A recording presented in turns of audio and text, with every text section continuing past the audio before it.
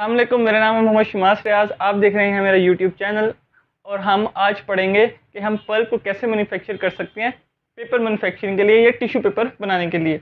तो सबसे पहले इस वीडियो में मैं सिर्फ आपको पल्प का और उसके अंदर जो जिसकी हम पल्प बनाते हैं फाइबर उसका इंट्रोडक्शन दूंगा, और इसके बाद अगली वीडियो में हम जो पल्पिंग प्रोसेस के बारे में बताऊंगा, और इस सीरीज़ की आखिरी वीडियो यानी कि तीसरी वीडियो में मैं आपको जो है पेपर प्रोडक्शन यानी कि पेपर मशीन से हम पेपर कैसे बनाते हैं और टिश्यू मशीन से हम टिश्यू पेपर कैसे बनाते हैं वो आपको बताऊंगा या उसके ऊपर आपको लेक्चर दूंगा। अच्छा चलिए जी स्टार्ट करते हैं। सबसे पहले पल्प। पल्प कोई भी ऐसी चीज़, पल्प की जो लुगवी मायनी है उसको हम कहते हैं गूदे के। कोई भी ऐसी चीज़ जिसका जो फ्लफी हो या जिसका कोई भी शेपलेस मैस हो उसको हम क्या कह सकते हैं, गूदा। एग्जाम्पल आप फलों की ले सकते हैं। ऐसे कोई भी फल है, आम है, आप उसे काट लें और उसको जब आप उसको उसकी जो वो गिटक है उससे लैदा कर लें तो उसका वो क्या बन जाएगा, वो गूदा बन जाएगा। उसको हम कहते हैं कि उसकी ये क्या है, पल्प है। तो इसी तरह हम वेजिटेबल्स की भी पल्प बना सकते हैं, हम फ्रूट्स की भी बना सकते हैं। लेकिन अब पेपर मैन्युफैक्चरिंग के जो पल्प इस्तेमाल होती है वो होती है जी फाइबर्स की, यानी कि हमने फाइबर की पल्प बनानी है, यानी कि फाइबर्स लेते हैं क्योंकि जो पेपर है वो और कुछ भी नहीं है, वो यूनिफॉर्म डिस्ट्रीब्यूशन ऑफ फाइबर है। किसी भी यानी यूनिफॉर्म डिस्ट्रीब्यूशन ऑफ फाइबर को हम पेपर कह सकते हैं। आगे हम आ जाते हैं फाइबर्स पे। अब फाइबर क्या है, कोई भी ऐसी चीज़ जिसकी लेंथ ज़्यादा हो, उसका डायमीटर कम हो, तो हम उसे कह सकते हैं कि ये फाइबर है। अब फाइबर्स की भी नेचुरली भी अकरिंग होते हैं, सिंथेटिक भी बनाते हैं। सबसे पहले नेचुरली थे, हमने देखा, फिर उसको जो है डिस्कवर किया, तो उसके बाद हमने फिर उसको जब उनकी यानी कि फाइबर्स की तादाद यानी कि नेचुरल फाइबर जो ह्यूमन नीड्स को पूरा नहीं कर रहा था मुख्तलिफ वेरियस जगहों पे, तो फिर हमने क्या किया, उसकी जगह पे सिंथेटिक फाइबर को बनाना शुरू कर दिया।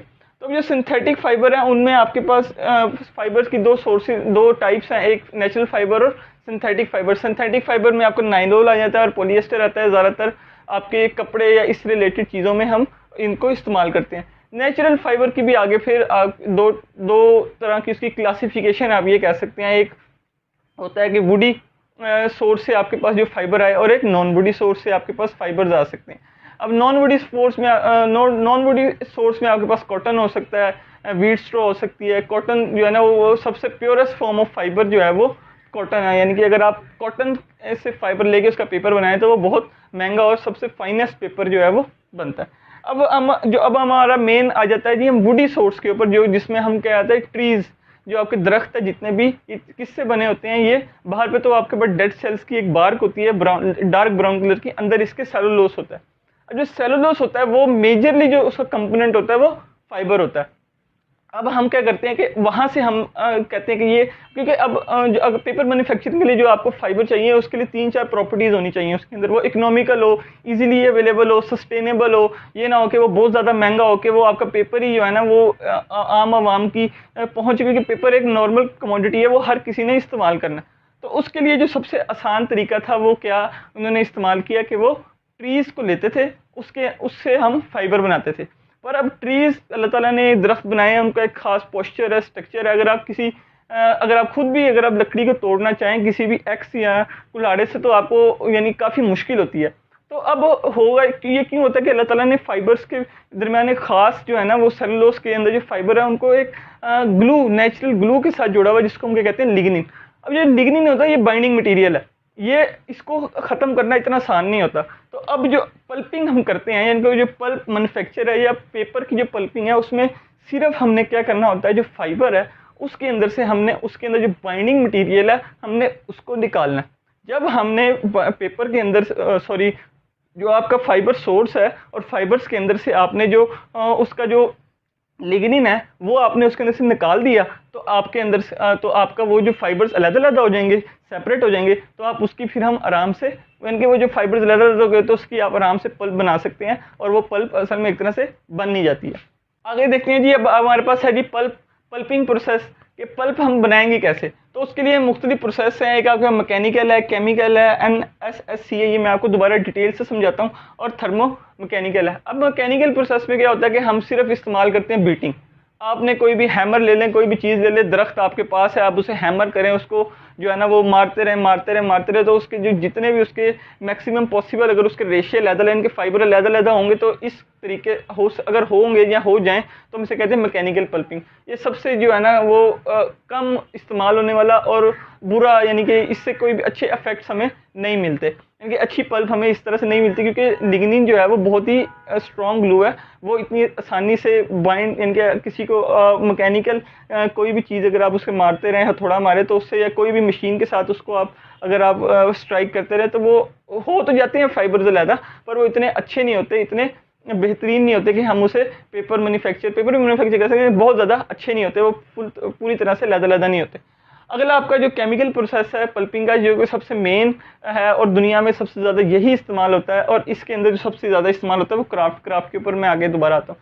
अब केमिकल में क्या होता है कि हम मुख्तलिफ केमिकल्स डालते हैं, वो केमिकल मुख्तलिफ हो सकते हैं। वो केमिकल क्या करते हैं, वो लिग्निन के साथ जो है ना वो क्या करा लेते हैं, बॉन्ड्स बनाते हैं, बॉन्ड्स बना के वो अलहदा नए कंपाउंड्स बना के लिग्निन के साथ वो अलहदा हो जाते हैं। अब जब लिग्निन जो ग्लू थी उसने अपने साथ जो हमने कंपाउंड, जो अपने कोई भी सॉल्वेंट या केमिकल डाला था उसके साथ नया बॉन्ड बना लिया और वो नया केमिकल बन गया, तो वो लाजमी सी बात है ग्लू की उसकी वाली प्रॉपर्टीज नहीं रहेंगी, वो एक नया कंपाउंड बन गया, उसकी एक नई कैरेक्टरिस्टिक्स आ जाएंगी।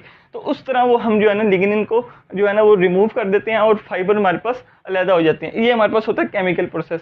आगे हमारे पास आ जाता है NSSC। इसका क्या मतलब होता है, neutral semi sulphide chemical process. अब होता क्या है इसमें, हम जो है ना सेम वही एक केमिकल हम डाल देते हैं, इनके सोडियम सल्फाइड डाल देते हैं, सोडियम सल्फाइड ही डालते हैं। तो उसके बाद हम जो है ना स्मॉल अमाउंट में क्या करते हैं, इसके अंदर बफर सॉल्यूशन के तहत सोडियम कार्बोनेट डाल देते हैं। अब होता वाला क्या है कि जैसे जैसे सल्फाइड जो लिग्निन के साथ रिएक्ट करता है तो वो जो है ना एसिडिक कंपाउंड्स बनाता रहता है। अब जैसे जैसे वो एसिडिक कंपाउंड बनेंगे तो जो बफर सॉल्यूशन है हमने सोडियम कार्बोनेट डाला हुआ है वो उसके साथ रिएक्ट करके वो बेस है तो उसको न्यूट्रलाइज करता रहता है। अब इसका फ़ायदा क्या था, क्योंकि देखिए जब भी हम केमिकल प्रोसेस इस्तेमाल कर रहे हैं, हमने जो क्राफ्ट में या सल्फाइड के नीचे लिखे हुए हैं जो हम केमिकल इस्तेमाल करते हैं वो ज़्यादातर सोडियम हाइड्रोक्साइड, सोडियम सल्फाइड्स यही वाले इस्तेमाल कर रहे हैं। तो इससे क्या होता है कि आपके पास जो है ना एसिडिक कंपाउंड्स बनते हैं, जो कि जब आप उसे ड्रेन करेंगे या वेस्ट करेंगे तो वो इन्वायरमेंट के लिए पोल्यूशन कॉज करेंगे। तो ये एक इन्वायरमेंट फ्रेंडली प्रोसेस है। थर्मोमैकेनिकल में क्या होता है कि सिर्फ आप उसको थोड़ा सा हीट कर देते हैं और बाकी वही आपने उसको स्ट्राइक करना है और उसको बीटिंग ही करनी है ताकि फाइबर्स जो है वो अलग-अलग हो जाए।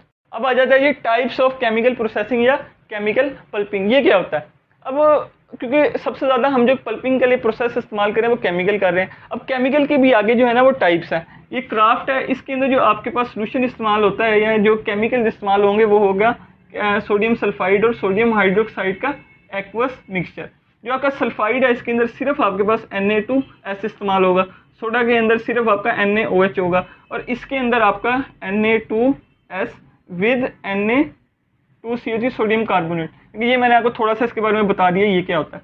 अब क्राफ्ट के अंदर क्या होता है कि ये मैं आपको अब अगले जो मेरी वीडियो होगी उसके अंदर मैं प्रॉपर आपको chemical processing process flow diagram से यानी कि पल्पिंग बताऊंगा कि वो हम कैसे कर सकते हैं। तो बहरहाल इसके अंदर अब अभी के लिए सिर्फ ये क्राफ्ट के अंदर ये दोनों केमिकल्स हम इस्तेमाल करें। सल्फाइड के अंदर सिर्फ Na2S इस्तेमाल करें, सोडा के अंदर NaOH करते हैं और इसके अंदर ये दोनों। अगर हम क्राफ्ट को समझ लेते हैं तो दोनों में फ़र्क कोई नहीं है, चारों में सेम है, सेम तरीका है, सेम तरह के रिएक्शंस है।